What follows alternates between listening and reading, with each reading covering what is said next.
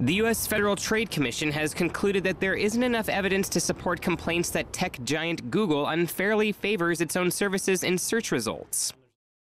The announcement is a major victory for the company and caps a 19-month antitrust investigation by the FTC over whether Google abuses its dominance in internet search.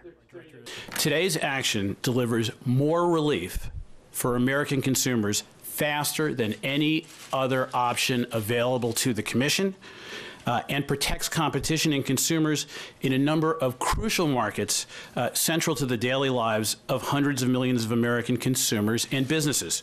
It ensures Americans continued access to smartphones, tablet computers, and computer gaming systems, as well as a fairer playing field in internet search and search advertising.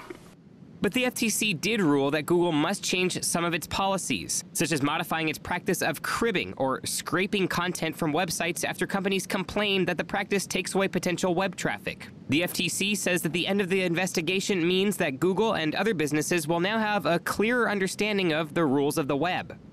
Google is unquestionably one of America's great companies, innovative in fields from its core search engine to such varied ventures as driverless cars and augmented reality eyewear. With today's action by the FTC, Google can refocus on its business and its products, but with a clear understanding that it, too, must do so while competing fairly. A similar case involving European regulators is continuing, with a resolution expected sometime this month.